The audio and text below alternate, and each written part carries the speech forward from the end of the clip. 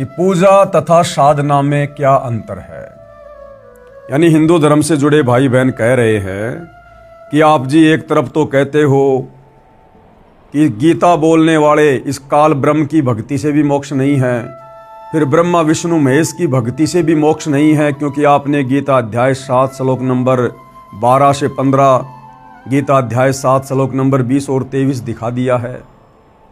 फिर आप जी कहते हैं कि मैं अपने भक्तों को ब्रह्मा विष्णु महेश की भक्ति के मंत्र देता हूँ, दुर्गा का मंत्र देता हूँ।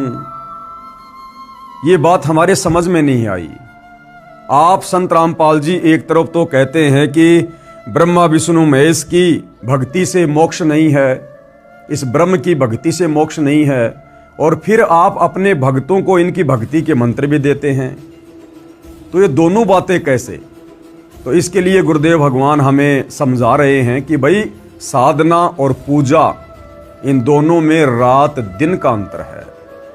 हम केवल शरीर के कमल में विराजमान इन प्रधान देवताओं की, इन शक्तियों की साधना करते हैं, हम इनकी पूजा नहीं करते। पूजा तो केवल एक परमपिता परमेश्वर की, परम अक्षर ब्रह्म की, सच्चिदानंद घन ब्रह्म की, कबीर देव की करते हैं। बाकी उनकी प्राप्ति के लिए यहाँ की जितनी भी प्रधान शक्तियाँ हैं, उनका ऋण हमारे ऊपर चढ़ चुका है। उनका ऋण उतारने के लिए हम उनके मंत्रों का जाप अपने भक्तों को बताते हैं। तो वो जो मंत्र हैं वो इन देवी देवताओं की साधना है, साधना, ना कि पूजा। अब पूजा और साधना दोनों अलग अलग कैसे हैं, इसको सतगुरु रामपाल जी बहुत सारे उदाहरण देकर समझा रहे हैं। पूजा तथा साधना में अंतर। प्रश्न नंबर 41, हिंदू भाई ने सवाल किया, ये भी कहते हो कि पूर्ण मोक्ष की प्राप्ति के लिए ब्रह्मा विष्णु शिव गणेश तथा देवी और क्षर पुरुष व अक्षर ब्रह्म की साधना करनी पड़ती है। दूसरी ओर ये भी कह रहे हो कि ब्रह्मा विष्णु शिव अन्य देवता हैं, क्षर ब्रह्म यानी ये काल, इसकी भी पूजा भक्ति योग्य नहीं है, केवल परम अक्षर ब्रह्म यानी कबीर देव की ही पूजा या भक्ति करनी चाहिए। तो ये दोनों बातें कैसे? तो सतगुरु रामपाल जी पूजा और साधना में अंतर स्पष्ट करते हुए जवाब दे रहे हैं। उत्तर, पहले तो यह स्पष्ट करता हूं कि पूजा तथा साधना में क्या अंतर है।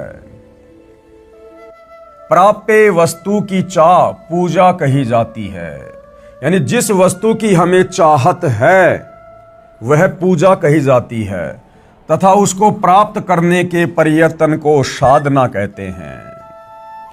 जिस प्रकार गुरुदेव ने बताया कि हमें प्यास लगी है और हमें किस चीज की आवश्यकता है, जल की, तो हमने किसको प्राप्त करना है, जल को। अब जल को प्राप्त करने के लिए हमने क्या करना पड़ेगा, हमने हेड पंप लगाना पड़ेगा। हेड पंप लगाना पड़ेगा और हेड पंप लगाने के बाद फिर हमने उस हेड पंप को चलाना पड़ेगा, बोकी मारनी पड़ेगी।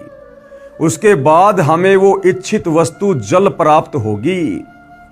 तो ठीक इसी प्रकार पूजा और साधना में अंतर को समझिए।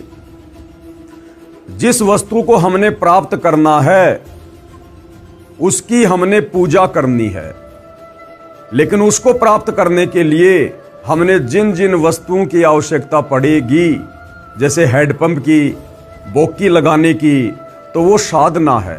जब हम हेडपंप को लगाकर उसको बोकी मारेंगे, उसकी साधना करेंगे, तो हमें वो इच्छित वस्तु जल प्राप्त होगी जिसकी हमें चाहत है। तो हेडपंप और बोकी साधन है, साधन, और इच्छित वस्तु क्या है, जल। ठीक इसी प्रकार पूर्ण ब्रह्म परमात्मा और उसका सनातन परम धाम सतलोक जो हमें चाहिए, हम पूजा तो करेंगे उस परमपिता परमेश्वर की, लेकिन उनको प्राप्त करने के मार्ग में हमने शरीर में बने हुए जो कमल चक्र हैं और इनमें जो प्रधान देवी देवता हैं, हमने उनकी भी साधना करनी पड़ेगी। 21 ब्रह्मांड के स्वामी काल निरंजन की भी हमने साधना करनी पड़ेगी, ओम नाम की, क्योंकि हम इसके 21 ब्रह्मांड में युगों युगों से रह रहे हैं। हम इसके कर्जवान हो चुके हैं। ये 21 ब्रह्मांड इस काल ने, ज्योति निरंजन ने, इस क्षर पुरुष ने, ब्रह्मा विष्णु महेश के पिताजी ने, इस गीता बोलने वाले काल ब्रह्म ने शतलोक में तपस्या करके परमपिता परमेश्वर कबीर साहिब जी से प्राप्त किए थे। और हम इसके साथ इसके 21 ब्रह्मांड में आ गए। तो ये 21 ब्रह्मांड इस काल के द्वारा प्राप्त किए गए हैं तपस्या करके। और हम इसके ब्रह्मांडों में रह रहे हैं, खा रहे हैं, पी रहे हैं, सूर्य से धूप ले रहे हैं, पृथ्वी पर अन्न उगाकर खा रहे हैं, जल पी रहे हैं, फल फ्रूट खा रहे हैं, अनाज पैदा कर रहे हैं, हवा ले रहे हैं। तो हम सभी आत्माओं के ऊपर इस काल ब्रह्म का ऋण चढ़ा हुआ है। और जब तक हम इसका ऋण नहीं उतारेंगे तब तक ये हमें आगे जाने का रास्ता नहीं देगा, क्योंकि परमात्मा ने ये एक विधान बना रखा है। तो ओम नाम की हम इस काल ब्रह्म की साधना करेंगे और इसका जो कर्जा हमारे ऊपर चढ़ा हुआ है हम इसको दे देंगे। ओम नाम की कमाई हम इसको समर्पित कर देंगे। उसके बाद ये काल अपने विधान अनुसार, जो इसने गीता अध्याय 18 श्लोक नंबर 66 में कहा है कि सर्व धर्मान परित्यज्य माम एकम शरणम व्रज अहम तवा सर्व पापे भी मोक्षयामि मा शुचि। कि अर्जुन, जब तुझे वो तत्वदर्शी संत मिल जाए और तुझे सनातन परम धाम की भक्ति मिल जाए, उसके बाद तू मेरे ओम नाम की कमाई और मेरे स्तर के जितने भी धर्म यज्ञ हैं उनकी कमाई तू मुझे समर्पित कर देना। सर्व धर्मान परित्यज्य माम, मुझे दे देना। और एकम शरणम व्रज, उस एक अद्वितीय परमात्मा की शरण में चले जाना, मैं तुझे ऋण मुक्त कर दूंगा। इसलिए भाई और बहनों, पूजा और साधना में अंतर होता है।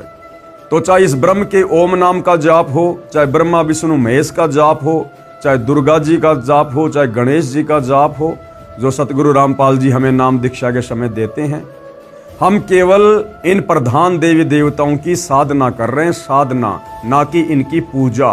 पूजा तो हमने एकमात्र परमपिता परमेश्वर कबीर साहिब की करनी है, जो हमारा इष्ट है। तो गुरुदेव भगवान ने कितने अच्छे से समझाया है, जो प्राप्य वस्तु की चाह पूजा कही जाती है। यानी जिस चीज को हमने प्राप्त करना है उसकी चाहत पूजा कही जाती है। तो हमने प्राप्त करना है कबीर साहिब शतलोक, तथा उसको प्राप्त करने के प्रयत्न को साधना कहते हैं। उदाहरण, जैसे हमें जल प्राप्त करना है, ये हमारा प्राप्य है, हमने जल की चाह है। जल की प्राप्ति के लिए हैंडपंप लगाना पड़ेगा। हैंडपंप लगाने के लिए जो जो उपकरण प्रयोग किए जाएंगे, बोकी लगाई जाएगी, यह प्रयत्न है। इसी प्रकार परमेश्वर का वह परम पद प्राप्त करना हमारी चाहत है, यानी शतलोक प्राप्त करना, जहां जाने के पश्चात साधक लौटकर संसार में नहीं आता है। हमारा प्राप्य परमेश्वर तथा उनका सनातन परम धाम है। परमेश्वर कौन? कबीर साहिब। और उनका सनातन परम धाम क्या? शतलोक, जहां जाने के बाद साधक लौटकर संसार में वापस नहीं आता। अब उस परमेश्वर को और उसके सनातन परम धाम शतलोक को प्राप्त करने के लिए, उसको प्राप्त करने के लिए किया गया नाम जाप, हवन यज्ञ आदि आदि साधना है। उस साधना से पूज्य वस्तु परमात्मा प्राप्त होगा। यानी जब हमारी भक्ति कंप्लीट हो जाएगी तो हमें सतलोक में परमानेंट जगह मिल जाएगी और हमें वहां परमपिता परमेश्वर कबीर साहिब मिलेंगे। जैसे सवाल नंबर 13 के उत्तर में स्पष्ट किया है, वही सटीक उदाहरण है। उस पूर्ण मोक्ष के लिए 3 बार में दीक्षा क्रम पूरा करना होता है। दूसरा उदाहरण भाई और बहनों, जैसे हम अपने बच्चे को स्कूल भेजते हैं और हमारा टारगेट है कि हमने बच्चे को डॉक्टर बनाना है, डॉक्टर। तो चाहत क्या है? डॉक्टर बनने की। चाहत क्या है? वो नौकरी प्राप्त करने की। लेकिन डॉक्टर बनने के लिए, वो चाहत पूरी करने के लिए उस बच्चे ने स्कूल में जाना पड़ेगा, उसने पढ़ाई करनी पड़ेगी, उसने ट्यूशन करना पड़ेगा, उसने कोचिंग ज्वाइन करनी पड़ेगी। तो डॉक्टर बनने के लिए वो जो मेहनत कर रहा है, जो पढ़ाई लिखाई कर रहा है, वो साधना है। वो पढ़ाई लिखाई करना डॉक्टर बनने के लिए साधना है, साधना। उस साधना को किए बिना, उस पढ़ाई को किए बिना वो बच्चा डॉक्टर की नौकरी प्राप्त नहीं कर सकता, डिग्री प्राप्त नहीं कर सकता। तो ठीक इसी प्रकार हमने प्राप्त करना है सतलोक, और सतलोक का राजा परमपिता परमात्मा कबीर साहिब। लेकिन उस प्राप्ति के लिए हमने इस काल के 21 ब्रह्मांड की सभी प्रधान मुख्य शक्तियों की साधना करनी पड़ेगी। और सतलोक प्राप्त करने के लिए, पूर्ण मोक्ष के लिए 3 बार में दीक्षा क्रम पूरा करना होता है। 3 बार में सतगुरु रामपाल जी दीक्षा क्रम को पूरा करते हैं।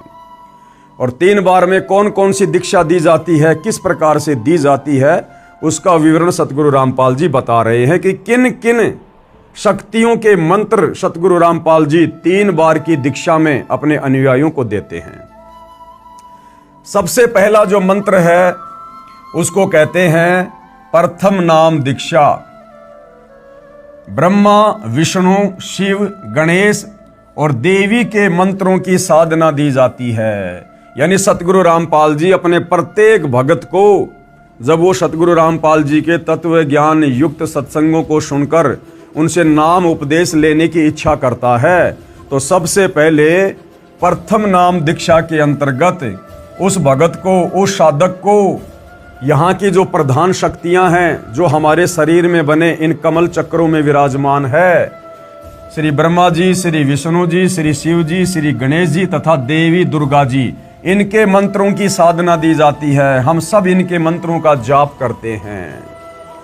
दूसरी बार में जो दीक्षा दी जाती है, दूसरी बार में क्षर ब्रह्म तथा अक्षर ब्रह्म के 2 अक्षर मंत्र जाप दिए जाते हैं। दूसरी बार में जो दीक्षा दी जाती है उसको शतनाम कहते हैं, शतनाम। तो जो शतनाम होता है उसमें 2 मंत्र होते हैं। एक मंत्र है 21 ब्रह्मांड के स्वामी, ये गीता बोलने वाला जो भगवान है काल ब्रह्म, ब्रह्मा विष्णु महेश का पिता, इस काल ब्रह्म का मंत्र है। और दूसरा मंत्र अक्षर पुरुष का है जिसके 7 संग ब्रह्मांड हैं। अर्थात गीता जी अध्याय 15 श्लोक नंबर 16 में 2 भगवान बताए गए हैं, 2 पुरुष बताए गए हैं, क्षर और अक्षर। तो क्षर पुरुष ये गीता का ज्ञान देने वाला काल ब्रह्म है, और अक्षर पुरुष इससे ऊपर 7 संग ब्रह्मांडों का स्वामी है। तो इन दोनों भगवानों के मंत्र सतगुरु रामपाल जी दूसरी बार की नाम दीक्षा में देते हैं, जिसको शतनाम कहते हैं, जिसको संतों ने सतनाम कहा है। गीता अध्याय 17 श्लोक 23 में 3 नाम हैं, ओम तत् सत। तो जो ओम है ये इस काल ब्रह्म का है, और ये जो ये तत् है ये अक्षर पुरुष का है। तो दूसरी जो दीक्षा है उस दीक्षा में ये 2 मंत्र दिए जाते हैं। ओम तो सीधा सीधा इस काल का है, और अक्षर पुरुष का भक्ति का जाप है तत्, जो केवल उपदेशी को ही बताए जाते हैं। इस सतनाम में 2 अक्षर होते हैं, एक ओम है, दूसरा तत् है। यह सांकेतिक है, अर्थात गुप्त नाम है, जो उपदेश के समय उपदेशी को ही बताया जाता है। और तीसरी बार में जो नाम दीक्षा दी जाती है वो पूर्ण ब्रह्म परमात्मा कबीर साहिब जी की दी जाती है, सनातन परम धाम की दी जाती है।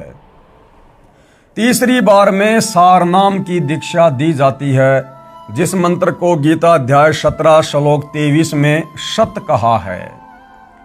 यह भी सांकेतिक है, उपदेश लेने वाले को दीक्षा के समय बताया जाता है। इस प्रकार पूर्ण मोक्ष प्राप्त होता है। ये विधि है पूर्ण मोक्ष प्राप्त करने की। अब जो भाई बहन अज्ञानता में विशेषकर हिंदू समाज से जुड़े हुए जो ये कह देते हैं कि भाई आपके गुरु सतगुरु रामपाल जी तो हिंदू देवी देवताओं की भक्ति छुड़वाते हैं, आपके सतगुरु रामपाल जी तो सनातन विरोधी हैं, हिंदू विरोधी हैं। तो देख लो भाइयों और बहनों, जिन्हें आप हिंदू विरोधी कहते हैं, सनातन विरोधी कहते हैं, सनातन के जो मुख्य देवी देवता हैं ब्रह्मा विष्णु महेश गणेश जी और दुर्गा जी, इन 5 प्रधान शक्तियों के मंत्र सतगुरु रामपाल जी अपने भक्तों से जाप करवाते हैं। संत रामपाल जी देवी देवताओं की भक्ति छुड़वाते नहीं, बल्कि इनकी शास्त्र अनुकूल विधिवत साधना करवाते हैं, जिसके करने से ये देवी देवता भगत को शीघ्र लाभ देते हैं। और उसकी मुक्ति का मार्ग जो बंद पड़ा हुआ है उस रास्ते को खोल देते हैं। अर्थात आत्मा अंत समय में शरीर छूटने के बाद हमारे शरीर में जो कमल बने हुए हैं जिनमें देवी देवताओं का वास है, उन कमलों के अंदर से आत्मा को गुजरना पड़ता है त्रिकुटी तक जाने के लिए। तो ये जो मंत्र सतगुरु रामपाल जी देते हैं प्रथम नाम दीक्षा के तहत, इन मंत्रों के जाप करने से वो कमल खुल जाते हैं, वो रास्ता साधक का साफ हो जाता है। दूसरा, धरती पर इन कमलों को खोलने का और कोई तरीका, कोई ऑप्शन, कोई भक्ति नहीं है।